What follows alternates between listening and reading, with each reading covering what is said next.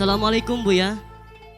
Jika kita niat mukim di satu daerah lebih dari 4 hari, maka ketika kita sampai tempat tersebut, kita tidak boleh menjamak dan qashar. Pertanyaannya, jika saya melakukan safar di satu tempat lebih dari 4 hari dan niat dari rumah seminggu, kemudian setelah sampai tempat tersebut dan mukim beberapa hari, saya ingin melakukan safar lagi dan akan kembali ke tempat safar saya lagi, tapi jaraknya tidak sampai 80 km safar yang kedua.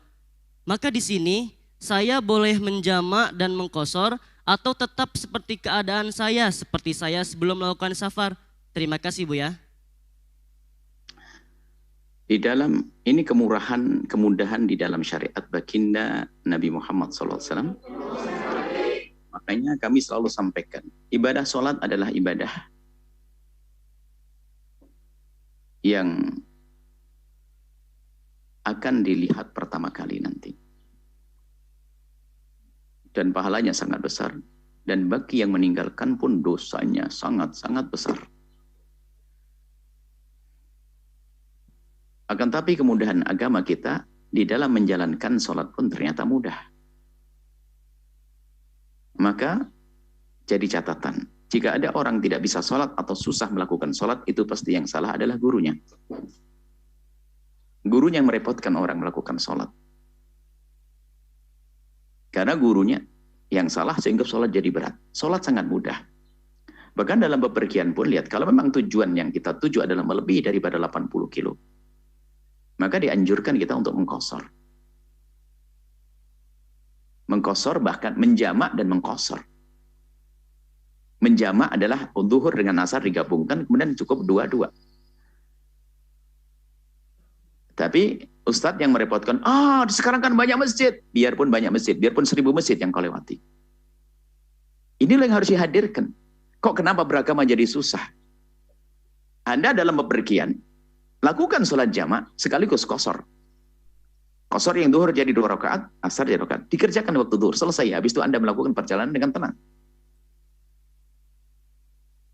Nah, kemudian ini kemurahan syariat yang, dan kita menemukan sebagian orang, kadang ada tamu-tamu yang datang kunjung dari tempat yang jauh, rupanya memang kebetulan dipimpin oleh orang yang seperti itu. Akhirnya semua sholatnya harus 4 mampir, ini terlalu banyak mampir urusan sholat, sehingga perjalanannya terganggu. Nah, karena dipimpin oleh orang yang tidak mengerti, sehingga ibadah sholat jadi berat banget. Bahkan kalau kita merasa ingkar dengan adanya sholat qashar, menjadi wajib loh ya, melakukan qashar. Bahkan di dalam mazhab lain seperti mazhab Imam Abu Hanifah, qashar wajib loh ya. Maksudnya apa? Permudah umat ini dalam beribadah, jangan dipersulit. Sholat qashar dengan jamak, dengan khusyuk, setelah itu berjalan dengan tenang, cepat sampai tujuan, aman, bisa bercengkrama dengan sanak, kerabat, dan saudara, selesai. Nah, batasannya untuk qashar adalah tidak kurang dari 80 kilo, kurang lebihnya. Dari tapal batas kecamatan tempat tinggal kita. Sebab balad itu adalah sesuai saat hari ini di Indonesia, di negeri Indonesia, ini fatwa Indonesia ya. Di Indonesia ada kurang lebihnya kecamatan. Sebab yang namanya balad adalah dengan catatan ada polisinya, ada hakimnya, kemudian ada pasarnya. Itu rata-rata adalah kecamatan. Hakim mungkin sekarang itu KUA, kemudian suruh polisi adalah Kapolsek, kemudian pasar ya pasar. Jadi keluar batas kecamatan mulai dihitung, terus mulai sampai 80 kilo. Jika tujuannya sudah sampai 80 kilo, maka di sepanjang perjalanan kita boleh mengqashar sholat dan menjamaknya.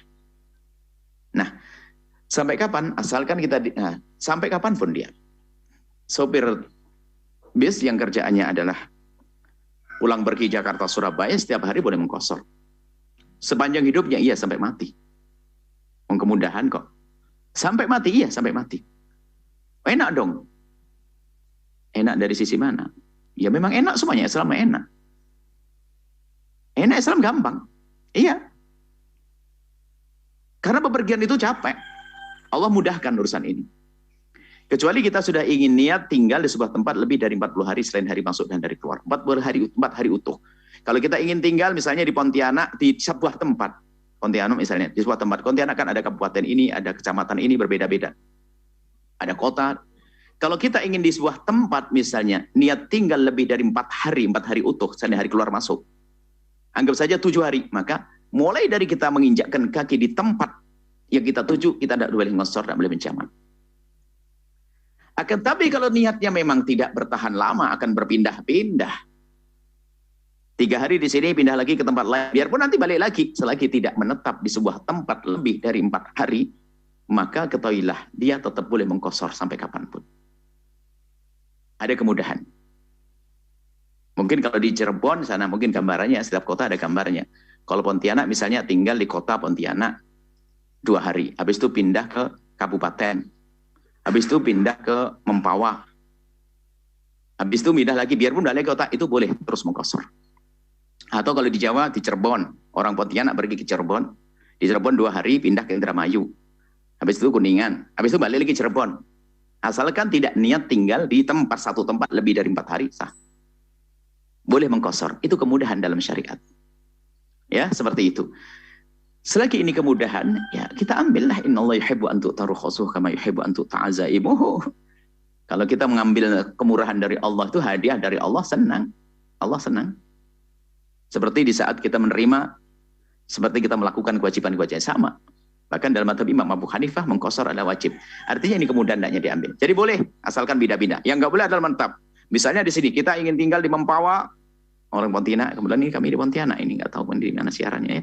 Kami di Pontianak hari ini, di Pontianak, di pesantren Al-Bahjah Sungai Itik. Kalau kita tinggal di Mempawah misalnya, atau tinggal saya niat tinggal di Sungai Itik ini selama 7 hari, maka semenjak saya menginjakkan kaki di sini, tidak boleh saya mengkosor lagi. Tapi kalau saya nih Sungai Itik cuma 2 hari, habis itu nanti pindah ke Mempawah, pindah ke Singkawang. Ya, kembali lagi, maka sepanjang kita melakukan perjalanan, maka kita boleh untuk mengkosornya dan menjamaknya. Ada yang salah paham. Kalau orang sudah niat tinggal di sebuah tempat, misalnya sudah niat tinggal di tempat lebih dari 4 hari, saya mau tinggal di rumah saudara saya seminggu, oke.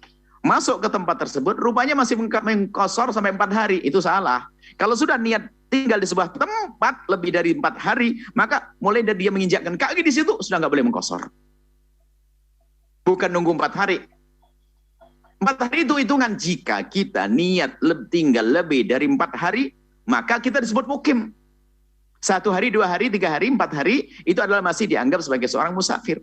Kalau sudah niat lebih dari itu, maka disebut sebagai mukim. Nggak boleh lagi mengkosor. Dari awal dia menginjakkan kaki di situ, ini adalah kesalahpahaman yang sering kita dengar. Semoga Allah memudahkan kita untuk menjalankan ibadah-ibadah, kewajiban-kewajiban. Allah alam bisawab. Sahabat Al-Bahjah TV, setelah menyaksikan video ini, jangan lupa bersolawat kepada baginda Nabi Muhammad. Shollu ala Nabi Muhammad.